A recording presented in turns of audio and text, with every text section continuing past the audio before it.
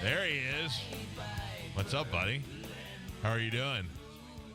Come on in, sit down, relax. Yeah, it's you, man. Headphones, the whole deal. You look great. I don't know if that's gay to say, but you do. I mean, I'm gay. I haven't seen you in a really long time in person, and you look fantastic. We've had some rock stars walk in, and we go, "Hey, jeez, look at that." I'm eking on the inside. You want to hear? We start this off funny. You created a term in my life that nobody else will understand, and I never thought I'd have the opportunity to explain this to you.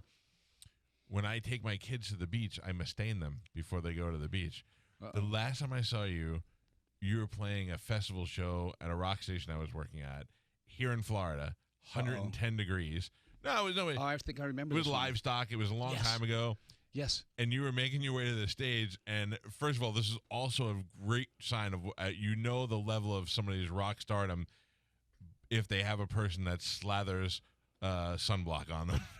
Dave had to take off his shirt, and some lovely lady put sunblock on because you're so fair-skinned, and being red hair and fair-skinned, you die out here without it. Yeah. He's the same way, Captain Irish over here. So, but it's just so funny is that was my lasting vision of you, this woman, and I go, look at him. That's how you hope to achieve a point in life where some lovely lady slathers you. So whenever we go to the beach, I go, I have a young daughter. I go, don't just spray it, Mustaine it up, get them all nice, so you don't get a nice little coat like a fried chicken under there. I guess I won't tell you about the girl that puts the condoms on. She also slathers, from what I understand. No, it's very dry. Are you a single man or a married man? Married. I was just kidding. How long have you been married? 28 years yesterday.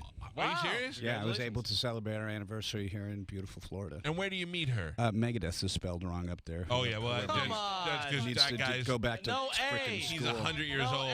The last band. Hooked on Phonics worked for me, genius.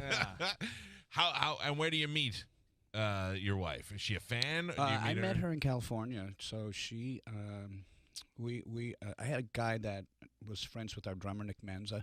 Was actually assistant for Steve. What was it? Steven Adler, the guy from Guns N' Roses, right? So back in the day, it was real popular for everybody to be using really hard drugs. So this guy had just come out of rehab, and he knew that I was sober.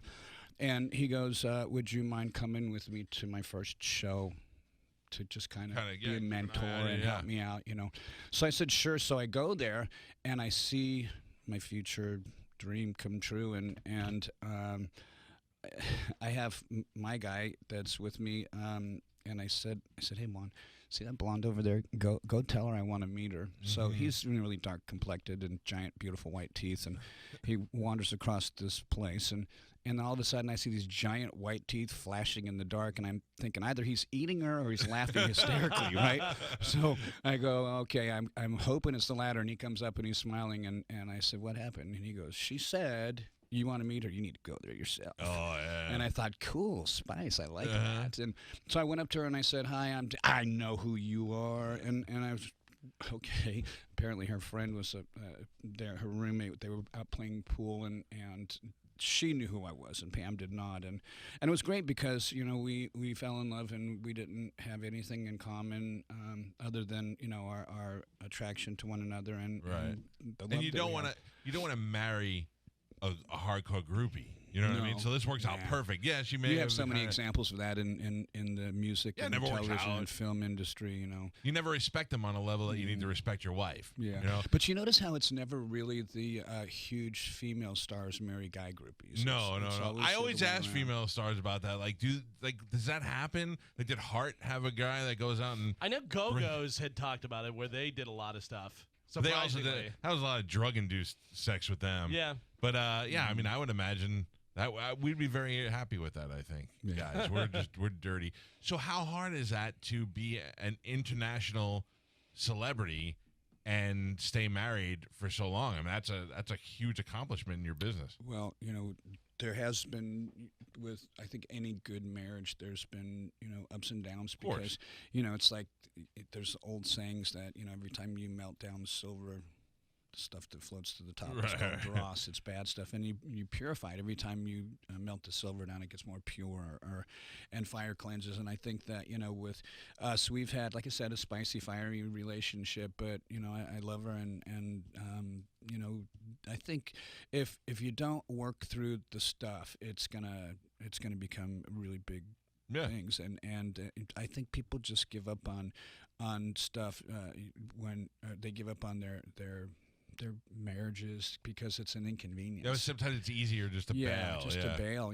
and I wasn't taught that. I'm obviously from a different mindset from a lot of people, and I believe that you don't stay in a marriage just because if you married somebody and you made vows and you're gonna. You really love that person, whether it's fight it out. It's what you agreed to when you got married. Yeah. Oh, that's interesting. You have children? 2 that I know of. How old? 27. Justice is 27, and Electra just turned 21. At what age? I ask all the celebrities. At what age do they realize that you are cool and not just dad? What's the date? Yeah, that's what everybody says too.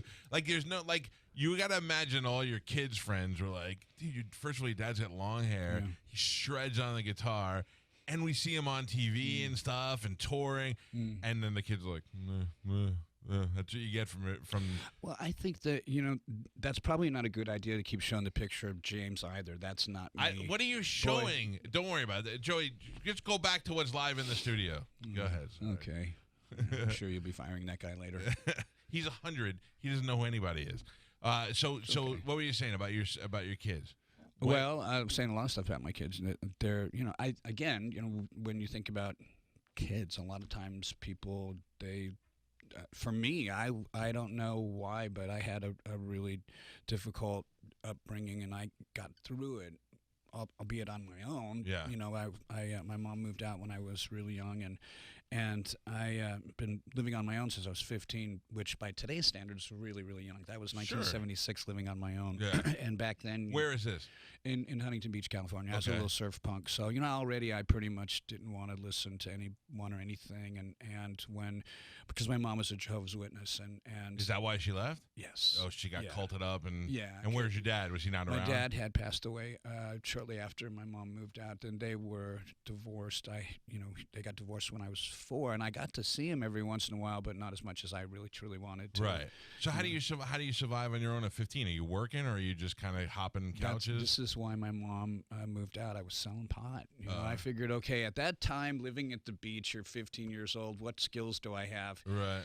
None, except for rolling joints, So, can you play guitar yet at that age? Just started. Yeah, okay. Just started. But I knew that something was happening, and it wasn't long until I realized. Probably around 18 was when it started to become clear to me that this is an option for me, because I loved sports. I wanted to, we were talking about the Grapefruit League down here, and when I was a kid, I loved baseball. Yeah. What kid doesn't? Who'd you like? Who was your California team? I wasn't. I thought Johnny Bench was the coolest guy in the world, and then Steve Yeager was the other guy, because I wanted to be a catcher. The whole art of putting on all that armor, and when we would play, and my mom would tell me these terrible stories about how bad I was, that I would stand in front of the plate and I wouldn't let kids come past, even if I didn't have the ball. Right. And the parents talked really badly about me. There's that Mustaine kid again. And I thought, we're not going to lose. Yeah. You want to get here, you're going to have to fight for it, because that's kind of my mentality at the time. Just if you want it, come and get it, but you better be prepared to fight for it. Right, and that's how you lived your life like that. I wasn't really that old at the time, so I hadn't been scarred that much. But, I'd already, from 4 to whatever that age was, no dad, you're already scrapping on your own. Right. And my heart goes out to your listeners who are parents that are single parents, or who are maybe younger, who have grown up and not had that role model, the male role model. Sure. For me, I didn't have the male role model. I had a surrogate role model from my brother-in-laws, who were both cops, which, believe it or not, did not affect me to be anti-authoritarian. Were they significantly older than you? Yes. Okay. My 2 oldest sisters were probably I can never remember their birthdays because we never really spent a lot of time together close because the whole witness thing. Birthdays weren't significant, so I really, it's like looking at a tree. How old's a tree? Who the hell knows? They're probably going to hate the fact I compared him to a tree just now. An oak and how a old pine. Are you? Yeah. I'm 400 of a tree or a Well, turtle. cut them in the half and count the rings. Right. So that was your figure, was your like father figure became your brother-in-law's. Yeah, and they did, I thought, really the best that they could. My oldest sister's husband was super cool. He was this guy from Lithuania, and he had become a motorcycle cop for the California Highway Patrol, and his beat was on Pacific Coast Highway. So he's all tanned and riding a Harley up and down the coast. Pretty good gig. Writing tickets to poor girls in bikinis all day long. Home from the beach. He would get up in the morning and just like creak down the hallway with all that leather squeaking and stuff, and then he would start up his Harley, and the whole neighborhood would shake. And I thought, who's going to say anything to this dude? Yeah.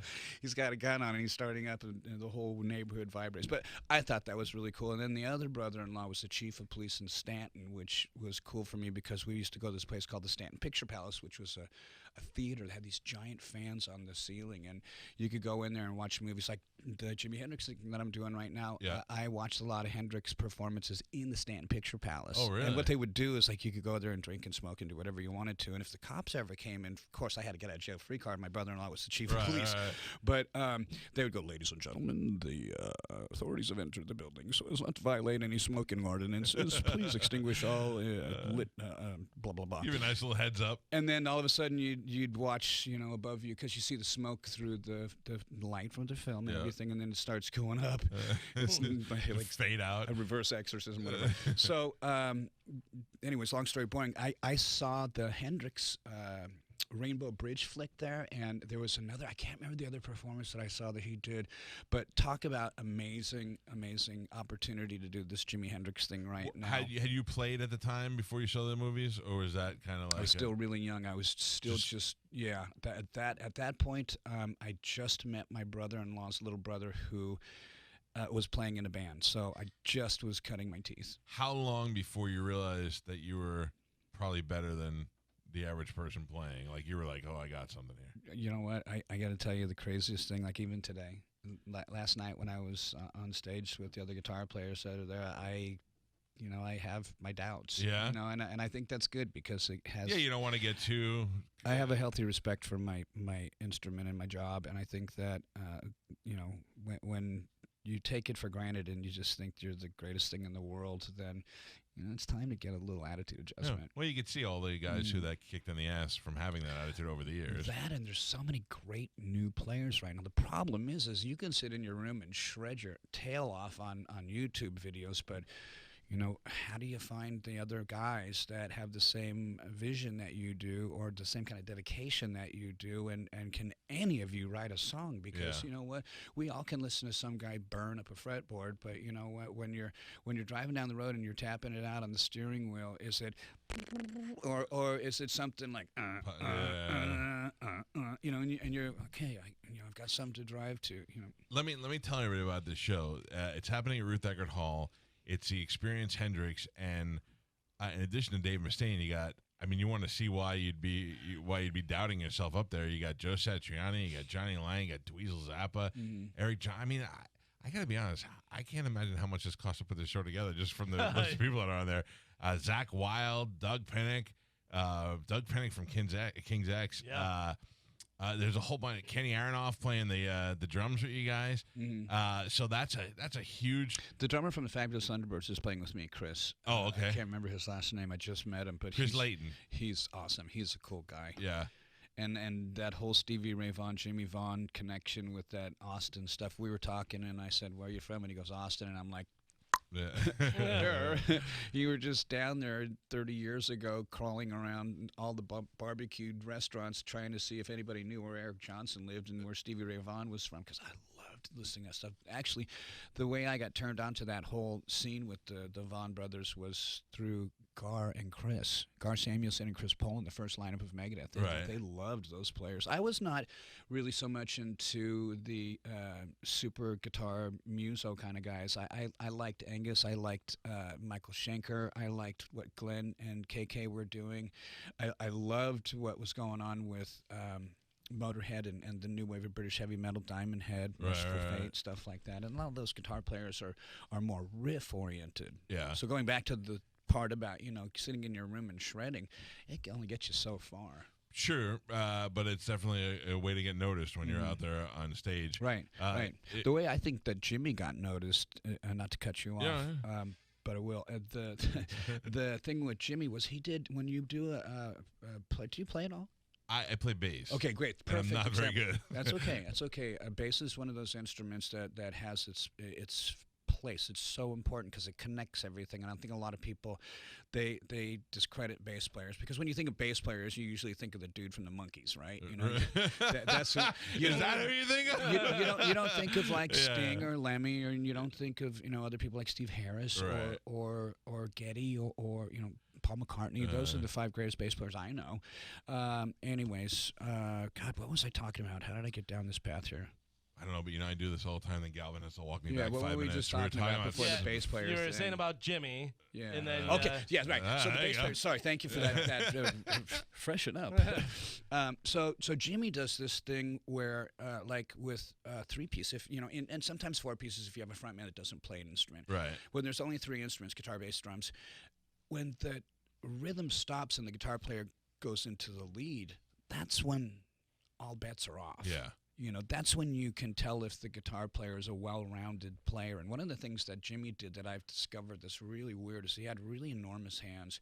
And I had the privilege, before I even knew this was going to happen, I went to this guy in San Diego who was very wealthy, and he invented some crazy electronic device, and he collected guitars. So I got to play Jimmy's V. And then I went to the Hard Rock Cafe in London, and they have a vault underneath there with guitars. All the stuff, and I played his other V. So he has 2 Vs that were those psychedelic paint job ones, and that's we have this really beautiful guitar we're debuting during the show of the Jimmy version of the guitar I play. So the Jimmy version of the Dean Mustaine guitar. Yeah. Oh wow, that's pretty cool. It's really nice. So what Jimmy would do, he had this thing which I like to do in Megadeth songs too, which is having a counterpoint bass part that moves against the guitar rhythms. Okay. So the guitar rhythm will be in one position and the bass will move either down or upward, and it changes everything. The riff stays the same, the bass moves, so it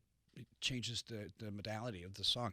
And Jimmy would play, like for example, with one of the songs I'm doing is Fire. He's doing some chords with the 4 fingers on his right hand, and he's using his thumb over the top of the neck to hold the bass note. Okay. And in a song called Reckoning Day, I do the same thing where I play with my thumb hanging over the neck. And I don't know a lot of people that were doing that at the time, and I had forgotten that Jimmy had done it, and frankly I didn't know how to play Fire the right way.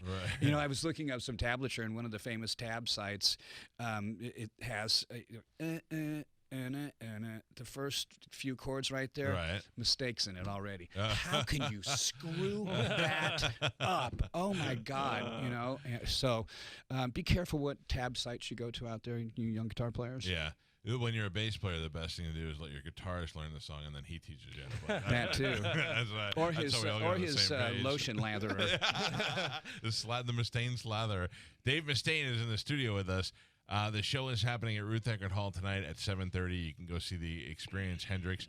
Now, you got a couple other things going on. Now, tell me about the Megadeth Beer. Oh, that's been a huge success. We got involved in a company up in Canada, and we debuted the beer here in Florida at the World of Beer, and that was October 22nd, 2 years ago. So it's been fantastic. We've sold, when you total everything up, it's over 5.2 million 12-ounce bottles of beer. Wow. And that's about what we drank in my first band. And the beer has already, it's called a Saison, which is season. Right. And the monks in Belgium, when they would harvest, they would make a particular brew for the summertime when they harvested, which was the Saison brew. More refreshing, lighter, it got the job done. So when they said, did you want to try an IPA, I thought, God, that is such a tired, beat-down beer style. Everybody does an IPA. You're not a hipster.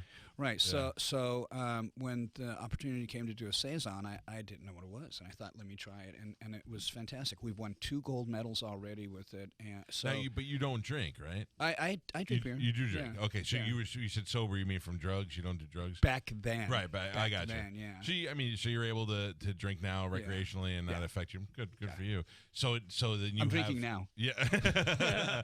you Coffee. have say into what not just the name and the design, but you're actually picking the flavor and how it goes, and this way, if it's going to represent you, you want it to be to an legit. extent. See, Yeah. I'm not a beer master. Okay. A meister, brew master, whatever. What I am is somebody who, when you drink, I like to drink for the effect. Yeah. And I just want to have a cold beer. I just want to be refreshed. I just want to chill out. Right. And if you have something that you're drinking and it's awful, you know, why? Sure. It's like, okay, here. Drinking jet fuel to Forget get a it. buzz. Yeah. So what we did was we followed after the wisdom of these monks, and you know, they're out laboring in the fields during the summer months. Who better to know what the best beer is than beer makers, Right. right? So that was something really easy for us to make a decision on. Now the second beer we have is going to be coming out in a few months, and we found out there was so much weird stuff that took place during the making of this beer. You know, Like what? 13 has showed up in my life all over the place, Okay. right? So we decided that we were going to use the word 13 somehow, the number 13 somehow. Right. And we turned all the numbers in, and everything came back. So the bitterness chart, the IBU, Right. is 1.9.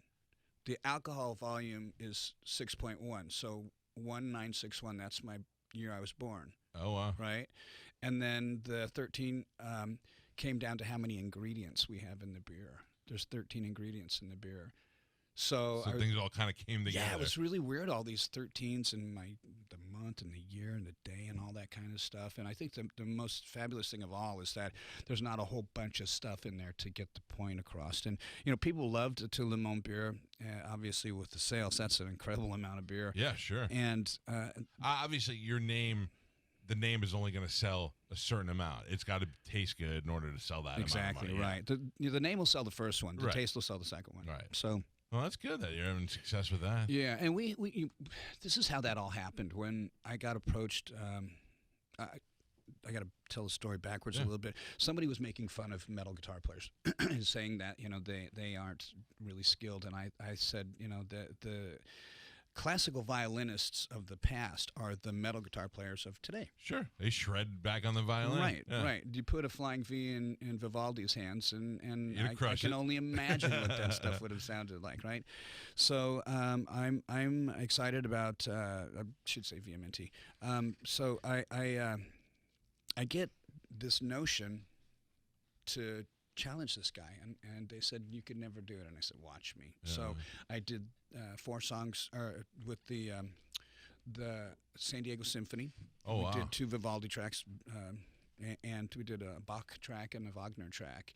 And we wanted to have something that was going to be kind of like a social lubricant, but also help everybody kind of come together. And, you know, because you're going to have people that are subscribed to the symphony hall that are in tuxes most of the time and are going to show up for the first time in, like, leather. Right. And vice versa. You know, dudes that wear denim and leather all the time are going to go in a tux. You know, they're Sure. going to the You symphony. gotta fit in, yeah. Right. So we thought, what's the one thing we know everybody's going to really enjoy? And because beer was such a hit or miss thing, we thought, just let's get a wine, get a cab, something that's like a really nice blend everybody could like and everybody Sure. could enjoy.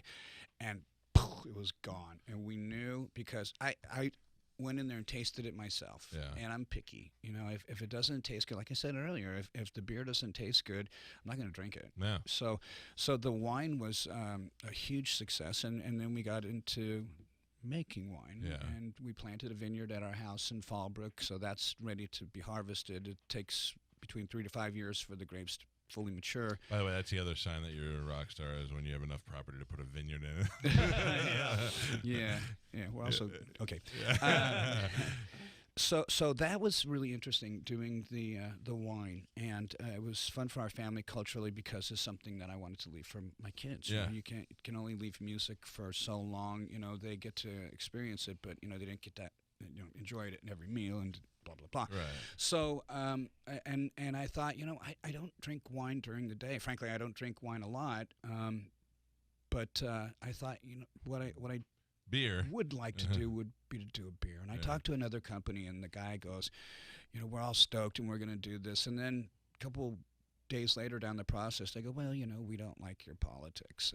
And Really? yeah, because people, they hear what I say sometimes and they take it out of context, or people will edit stuff out, or they'll say what I said, which I didn't really say. But even if they disagree with you, if it's going to sell, if you're in the Here's business of selling beer, Here's what the guy said.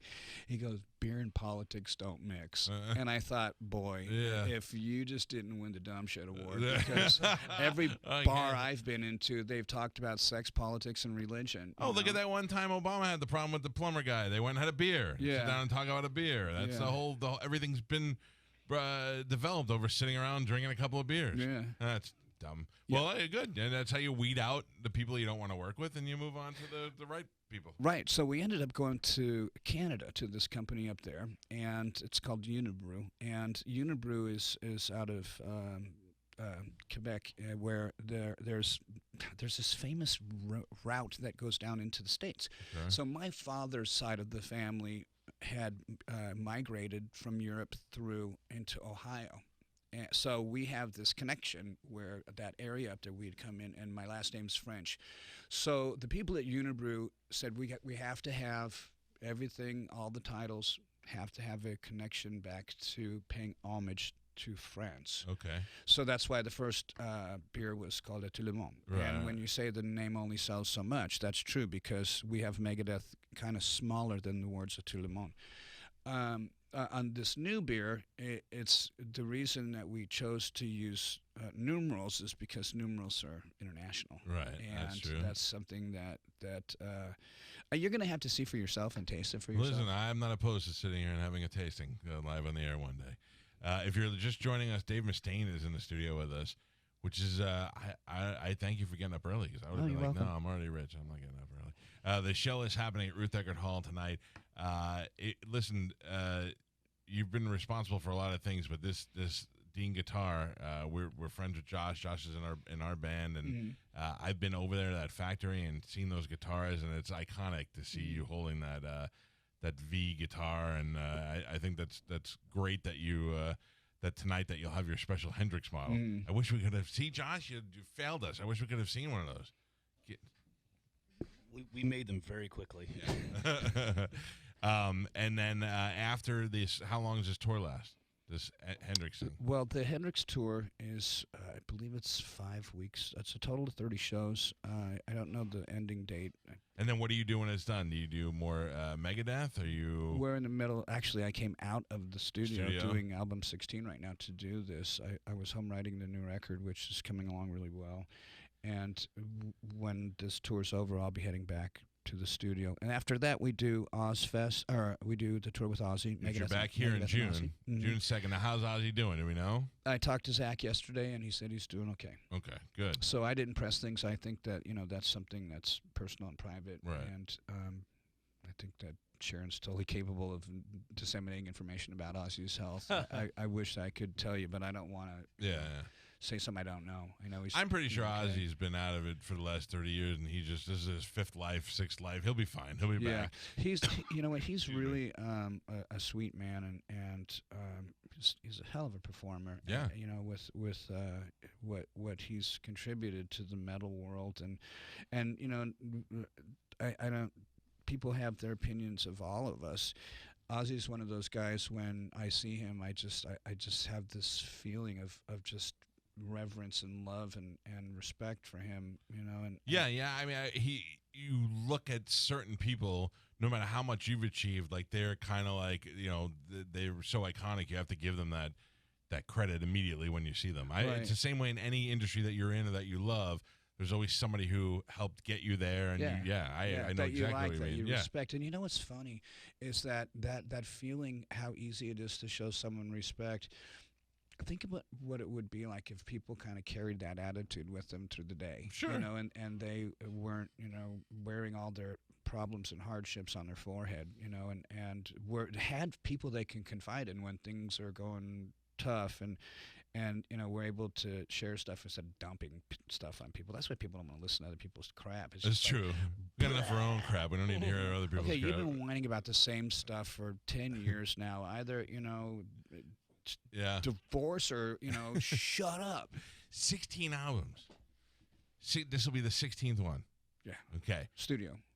Question for you. Does it matter now that, I don't know, like, if this comes out and it's the greatest Megadeth album of all time, radio is in such a weird state. Do you even care anymore about radio, or are you like, hey, we're going right to online, or you can buy our stuff? Like, how does that work for you now? That's really hard to answer that because, the answer obviously is the whole relationship's bittersweet. I like the people, but the way that we have to operate within the parameters of the radio world, for the average listeners, they don't realize a lot of times that a lot of the music that you're heard, it's part of the big wheel, right? And that the DJs, the programmers don't necessarily feel that you need to hear Taylor Swift 500 times a day, But it's the way a machine works. Yeah. And what's they're told to play, and so I don't have a grudge for stations or people. I do. I learned a pretty valuable lesson a long time ago about the power of somebody if they shut you out of a market, and so for me, I look at it like this: if you have something good to say that's going to help somebody, say it. If not, don't. And for me, with a lot of the stations, what they say musically is that's their message. That's like when I lived in California, down in San Diego. I'm the biggest musician down there, besides when Scott from STP was down there. Play us on the station down there. Yeah. Probably has something to do with me calling the head of the station fat, but she was, and she didn't play our music. That makes it worse.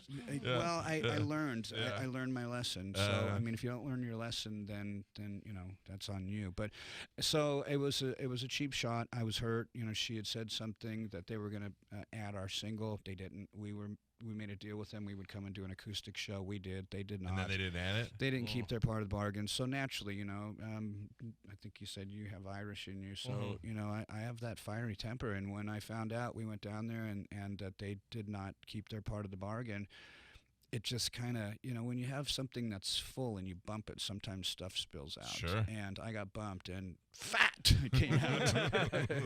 Do you think that you seem to me the kind of guy that's always a little full? Like, you're always, if you bump him, you're going to get it from him. Not so much anymore. Yeah. I was in the beginning because I had a lot to say. Yeah. I was feeling that for me, there's not a lot of people out there that were really sticking up for us. When I did the Democratic National Convention and I went to New York and represented us, at the time, when people thought of heavy metal, they thought about us in kind of a bad way. Yeah. They thought about us kind of like we're the goofy guys you see in the videos on MTV making fun of us. Yeah. And they're all Warrant and the Cherry Pie Days or worse. Or worse. Yeah. So when I went to the convention up there and I started hitting the circuit, people were looking at me. Wow. How can he also be intelligent? Yeah. Must be the glasses. Yeah. So that was really good for me because I stood up for us, and there since that point, of course, that was in 1992. I was working with again the Democratic Convention. So for everyone who says that I'm a Republican, I'm an independent. I wouldn't have worked with any one party if I was a member of a party. So I vote. What? How dare you but use your own brain to pick instead of siding with the party? Who do you think you are? Part of the divide and conquer mentality again. Yeah. But for me, I look at it like this. When I went there, my whole goal was to stick up for people and to I believe in protecting the underdog, because that was me. I was the latchkey kid. I was the guy that was getting the snot beat out of him in school. I was the guy that was picked last during the, sizing up of teams. And, right. That doesn't feel good. And it only happens a couple times. You're playing dodgeball and you tackled the guy that's at first base because they picked you last. They're going to go, okay, pick him first next time. Your mom, is she alive? No, she passed away. Were you ever able to reconcile with her? Yeah, Totally. Oh, you are? I took her to Germany. Yeah, yeah. It was funny because, fame is really crazy. I think it kind of reminded my mom that she was my mom, and the love a mother has for their child supersedes any kind of cult mentality. And I believe that the religion that my mom and my mom's side of the family subscribed to ruined our family. I believe that completely. Was she able to get out of it, or did she kind of? No, and they're they're still in it. Like my sister Debbie, I'll say, because she's born 3 days after me. I'll call her up. I'll say happy birthday, and she goes, "Oh, okay, honey." Happy birthday, enjoy it. Yeah. And Merry Christmas too. Damn it. So when you reconcile with your mom, see, did you go to therapy for that? Well, I went to therapy, but it wasn't not for that. I mean, but the reason why I ask is that takes a lot of. Now I'm famous on my own. I'm 15. I'm on my own. I achieve a level of international stardom. I'd find her too, just so I can give her the finger. But you went back and were able to. I mean, I guess if it's your mom, you feel a little bit different about it. Yeah, there was a lot of stuff that led up to that. And again, if you're willing to work out your problems and not just throw the baby out with the bathwater, right. I think that it really helps. The relationship was worth not ending because I didn't like the fact that my mom was getting pressured from people, peer pressure, I got you. Ostracized by this religion, when my mom, the only thing she had after she left my dad was these people. Yeah. And then all of a sudden they say they're going to, disfellowship you, which is the thing that they use when they banish you or disassociate you, which is another level of it. So, there was one time in particular that I knew that she had embraced this, because she was telling me she was at a store and that she goes, "I don't pay with cash anymore." And I said, "Why is that, Mom?" She goes, "I use my checkbook." And I said, she goes, "Because when I open up my checkbook, the boys that are bagging the groceries always see my last name. And they go, 'Is that your son?' And I say, 'Yes, he is.'" And I thought, you know what? That's a good feeling. That is worth saying, let's push the reset button for anything, just to see. That's sweet to hear from her. That, if you ever wondered how your mother felt about you all these years, that's a good answer as to how she really feels. Yeah, it was a good feeling. And then, like I said, I got to take her to Germany where she was born, and it was funny because coming around full circle, my niece, my sister Debbie's daughter, is serving in our armed forces over in South Korea right now, and I want to thank her personally for protecting us. And so she's getting sent. She's a military police officer with the dogs, right? Which is, if you can find a really cool gig working with dogs is really cool. Yeah, right? yeah. And some of those dogs, they have those Belgian, what are those? Malinois. Malinois. Yeah. Those are amazing. One of my best buddies was my bodyguard during the Rest in Peace years. He had got a canine beat in Las Vegas and had one of those dogs, and they're so amazing. Oh, we have a great sheriff here in Hillsborough County, and I got to go see the training facility and watch them train with the dogs. It's amazing. They're it's so amazing smart. how smart they are and how protective they are. When people say they're part of the force, it's because they've done so much work with them and been such a part of them. Yeah, they are. Tonight, Ruth Eckerd Hall, you'll have Experience Hendrix. You'll get to see Dave Mustaine. You'll get to see a bunch of other great guitar players. And if you are a fan of Jimi Hendrix, these are the best guys to be playing that music for you. And it's the next best thing to actually getting to see Jimmy do it live. You got Megadeth, the second Megadeth Beer coming out. The 16th album is in the works. And then you're back here on June 2nd. With Ozzy right here in Tampa. Thank you so much for getting up early and coming. You're welcome. You're a super interesting guy. I'm glad for your success, and I'm really happy to sorry about your mom. I think that you don't impress anybody else until you've impressed your parents. That's when you really know you're happy. Dave Mustaine, thank you, man. You're welcome. We'll take a quick break. It's the Mike Calta Show. The Mike Calta Show on 102.5 The Bone.